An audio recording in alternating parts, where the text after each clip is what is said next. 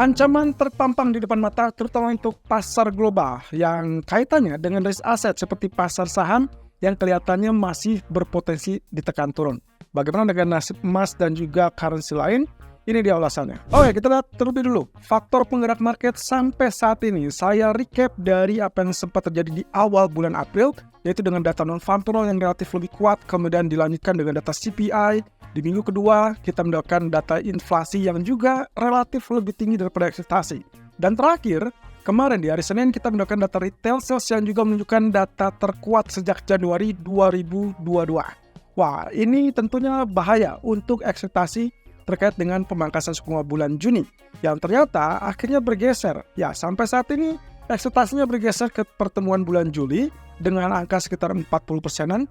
Tapi kemudian yang juga tak kalah menarik adalah ada ekspektasi baru akan terjadi di bulan September 2024. Nah, tentunya mana yang akan terjadi, kita masih tetap harus melihat dari beberapa data. Seperti yang pernah kita bahas sebelumnya, bahwa kita masih tetap menantikan 2 data inflasi dan 2 data non-farm payroll. That means ada satu lagi yang kemungkinan harus kita tunggu sampai di bulan Mei. Nah, jangan lupakan, walaupun kemarin dengan data CPI yang katakan lebih tinggi daripada ekspektasi, tapi angkanya sebetulnya tidak terlalu tinggi-tinggi banget. Dan itu pula, kemungkinan masih akan tetap menunggu dengan data PCE, karena seperti biasa, inflasi PCE akan relatif lebih disukai daripada inflasi CPI oleh Fed. Walaupun keduanya tetap menjadikan indikasi, apakah itu akan terjadi, katakanlah semacam perubahan kebijakan atau tidak. Tapi sejauh ini, karena dampak dari CPI dan juga non-farm payroll yang relatif lebih kuat, otomatis itu meredam semuanya. Dan walaupun kita sempat lihat ada perlawanan dari sisi PPI ya, tapi saya rasa untuk saat ini skornya adalah relatif berkurang untuk ekspektasi pemangkasan bulan Juni. So itu yang mengakibatkan dasarnya emas mengalami penurunan, saham juga sedikit terkoreksi, dan dolar tentunya mengalami penguatan. Tapi di sisi lain, kita juga memiliki permasalahan yang lebih nyata, yaitu terkait dengan serangan Iran kepada Israel, yang memang sebetulnya kalau Anda ingat di awal bulan lalu sebelum kita memasuki fase libur, kita sempat menyampaikan bahwa hati-hati dengan kondisi geopolitik yang sewaktu-waktu bisa pecah. Dan itu pula yang sempat tertunda. Namun kemudian pecah di akhir minggu kemarin. Ya, kalau Anda ingat juga di hari Jumat malam, emas sempat bergerak naik sampai kurang lebih menciptakan all-time high baru, yaitu di kisaran 2430. Tapi dengan seketika dia anjlok sampai 2330. Bayangkan, kurang lebih 100 poin hanya dalam waktu singkat setelah dia menciptakan all-time high. Nah, tapi juga kenyataannya dia berbalik naik kembali, dan saat ini bertahan di zona tengah area 2360-an sampai 2380-an. Kita belum tahu apa yang akan terjadi berikutnya, tapi yang jelas geopolitik ini masih tetap membayangi, dan kelihatannya ada pernyataan dari Wakil Menteri Pertahanan Israel yang mengatakan bahwa mereka nggak punya pilihan lain untuk mulai merespon serangan Iran tersebut.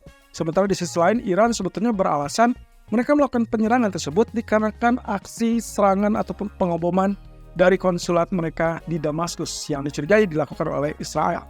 Nah, jadi sebetulnya kalau misalkan ini ditanya siapa yang memicunya, kemungkinan alasan dari Iran adalah Israel. Tapi Israel menilai bahwa Iran lah yang melakukan serangan terlebih dulu. Oke, jadi konflik ini akan semakin meluas dan dikhawatirkan meluas ke katakanlah negara-negara sekitarnya. Dan ini pula yang kemungkinan akan mengganggu harga minyak mentah yang kelihatannya mulai beranjak naik kembali.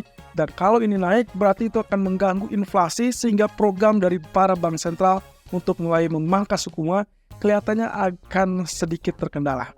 Jadi intinya geopolitik harus reda terlebih dulu, kemudian data ekonomi mulailah cooling down kembali. Dan itu yang akan kita lihat dalam 2 bulan ke depan. Nah, kabar buruknya adalah yen yang ternyata tak berdaya akhirnya tembus di atas level 154 versus US dollar. Oke, ini pun sudah kita pernah ingatkan. Kalau Anda yang sempat mengikuti seminar kami di 2 bulan yang lalu, kami sempat menyampaikan ada areal yang cukup menarik dari grafik USD Japanese Yen yang kecenderungannya bisa saja tembus di atas 152, dan target kita saat itu adalah level 170-an. Walaupun kelihatannya mustahil untuk disentuh, tapi dengan adanya angka 154 ini rasa-rasanya sih kayaknya tidak mungkin tidak disentuh. Tapi untuk sementara waktu, target terdekat kita adalah level 155-157.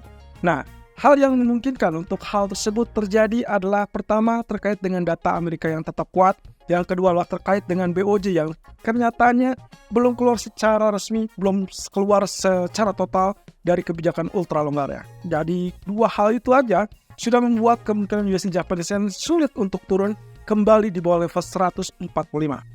Yang cukup menarik adalah kapan kira-kira Jepang akan bertindak. Dalam hal ini yang dikatakan bertindak adalah berarti intervensi nyata, yaitu dengan melakukan intervensi ke pasar equity. Dan diharapkan kemungkinan potensinya adalah kalau misalkan mau melakukan intervensi, maka BOJ harus masuk ke pasar keuangan, pasar finansial, dan mereka harus mulai melakukan pembelian yen dan melepas US dollarnya. Satu sisi, ini akan sangat riskan, sangat berbahaya. Kenapa?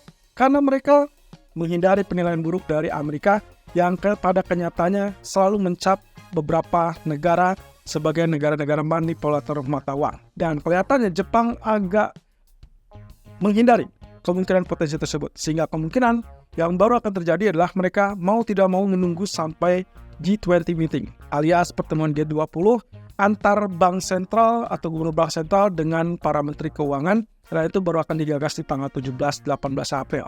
Nah sayangnya menurut Menteri Suzuki mengatakan bahwa memang dalam agenda tersebut tidak dijadwalkan untuk melakukan pembahasan terkait dengan mata uang masing-masing negara. Tapi ya, kemungkinan Jepang akan mengajukan pembahasan ini, dan saya rasa ini berarti mereka dengan secara tidak langsung akan melakukan minta izin terhadap Amerika untuk mulai melakukan intervensi. Kalau itu di ACC atau disetujui oleh Amerika, maka kita akan lihat potensinya pergerakan tersebut di tanggal 17 atau 18 April. Nah, tapi yang menariknya di sini teman-teman, kalau memang ternyata dibahas di dalam pertemuan G20, maka kemungkinan yang bisa saja terjadi adalah coordinated intervention yang berarti akan melibatkan beberapa negara di dalam negara G20 tersebut. Nah, dalam hal ini berarti terkait dengan ECB ataupun mungkin BOE bisa saja ikut mendukung hal tersebut. Dan itu akan berdampak kepada USD Japanese Yen yang mulai penurunan. Tapi sayangnya, saya agak ragu apakah Jepang akan berhasil meyakinkan negara-negara tersebut atau tidak. Tapi ya kita tunggu saja. Karena akan sangat berisiko kalau Jepang melakukan intervensi sendiri, sementara US dollar masih sangat-sangat kuat. So, 156 sepertinya masih bisa muncul ya, kalau misalkan mereka gagal untuk melakukan tindakan. Hang Seng juga mengalami kegagalan naik setelah sebelumnya dia sempat tembus dan bahkan sempat menguji level 17.250 di minggu yang lalu. Tapi kali ini dia turun sampai 16.200 dan kelihatannya juga masih tetap struggle bagaimana caranya dia untuk kembali ke level 17.000. Tapi ini adalah area yang memungkinkan untuk dia tertekan. Satu sisi, kalau secara teknik, saya merasa ini hanya level sementara, tapi di sisi lain fundamental juga harus kita pertimbangkan. Yang membuat saya meyakini bahwa Hang Seng masih punya kesempatan untuk kembali bangkit adalah ekspektasi terkait dengan stimulus fiskal dari pemerintah ataupun stimulus moneter dari PBOC. Kemarin, PBOC mempertahankan suku bunga MLF 1 tahun, dan kelihatannya di tanggal 20 April juga akan mempertahankan LPR 1 dan 5 tahun. Tapi kita tunggu saja. Ini harusnya menjadi kabar positif karena berarti mereka tidak tergesa-gesa, tapi di sisi lain mereka melakukan stimulus untuk likuidasi. Nah, kemudian juga data GDP tadi pagi cenderung positif, sehingga saya cukup yakin bahwa kemungkinan pertumbuhan ekonomi untuk China kembali pulih, dan itu adalah tanda-tanda yang cukup bagus. Sayangnya ada dampak negatif, yaitu terkait dengan sektor properti. Kali ini kabarnya adalah terkait dengan developer yang kembali di downgrade. Nah, kita akan lihat posisinya apakah ini akan menjadi peluang atau tidak. Tapi yang jelas penurunan sejauh ini juga dihantui oleh potensi geopolitik yang mencekram ataupun membayangi pasar global. Oke, apa saja yang harus diperhatikan untuk minggu ini? Selain kemarin kita sudah dapatkan retail sales dari Amerika yang ternyata dirilis lebih kuat, kemudian juga ada data GDP Cina tadi pagi sudah dirilis dengan sangat baik, dan juga terkait dengan PBOC yang mempertahankan semua MLF. Berarti berikutnya kita akan lihat retail sales Inggris. Lalu kemudian tadi kurang lebih di jam 1 kita juga sudah dapatkan data jobs atau ketenaga kerjaan dari Inggris yang kelihatannya datanya relatif lebih kuat ya. Tapi ya cukup mix saya rasa, sehingga responnya juga tidak terlalu mendorong pound sterling menguat terlalu jauh. Jadi hati-hati dengan potensi pergerakan tersebut. Kelihatannya naiknya juga relatif sementara. Dan lagi, karena memang juga dampak secara tidak langsung, BOE masih tetap dalam tekanan untuk melakukan pemangkasan suku bunga lebih cepat daripada Federal Reserve. Kemudian ada data inflasi dari Inggris dan juga inflasi dari Jepang dan juga zona Eropa, dan itu akan memberikan gambaran kira-kira apakah ECB ataupun BOE akan dipaksa untuk mempertimbangkan pemangkasan di bulan Juni atau tidak. Kemudian ada data home sales dari Amerika. Kenapa saya cantumkan ini juga menjadi perhatian? Karena mengingat apa yang disampaikan Austin Goolsbee, salah satu pejabat Fed, mengatakan bahwa sektor inflasi dari sektor perumahan lah yang juga harus diwaspadai. Karena itu yang membuat kenapa inflasi agak sticky, agak kuat, agak sulit untuk mengalami penurunan lebih lanjut. Nah, kemudian selain itu, jangan lupakan juga central bank speaker. Kali ini ada dari ECB, dari Fed, dan juga dari BOE. Nah, tapi catatannya yang paling penting adalah Powell, kemudian ada Bailey di situ sebagai gubernur BOE. Tolong perhatikan pernyataan keduanya. Kalau misalkan ada indikasi bahwa mereka masih tetap bersikukuh, tidak akan ada pemangkasan dalam waktu dekat, well, otomatis dolar akan mengalami penguatan, pound sterling harusnya juga mengalami rebound. Tapi saya agak ragu kalau pound sterling bisa rebound lebih tinggi. At least setidaknya mungkin Fed lah yang akan lebih unggul daripada BOE. Nah, satu sisi, minggu ini adalah kesempatan terakhir bagi para pejabat Bank Sentral Federal Reserve untuk memberikan pernyataan, karena minggu depan otomatis mereka sudah memasuki periode blackout, di mana periode tersebut telah selama 1 minggu full sampai ke FOMC meeting di akhir bulan ini. Mereka tidak boleh sama sekali merilis statement ataupun pendapat mereka di media ataupun di publik.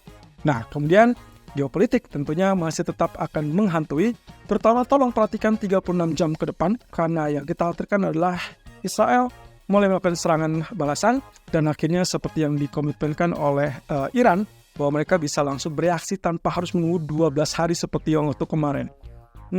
Saya rasa geopolitik versus ekonomi ini adalah jilid berkali-kali yang saya ingatkan. Selama misalkan geopolitik itu masih menghantui, masih membayangi, dan itu adalah ketidakpastian, berarti market akan kecenderungan memihak kepada safe haven. Dan kali ini so far masih bergerak pada US dollar dan juga emas sesekali, tapi saya rasa emas akan mencari bottom untuk kembali rebound, dan itu berarti safe haven masih tetap berpihak kepada keduanya. Nah, tapi untuk yen sendiri sayangnya tidak akan berpihak atau belum berpihak ke sana. Nah, tolong perhatikan juga kemungkinan yang terburuk itu. Tapi kalau misalkan ternyata berhasil diredam, katakanlah tidak ada potensi eskalasi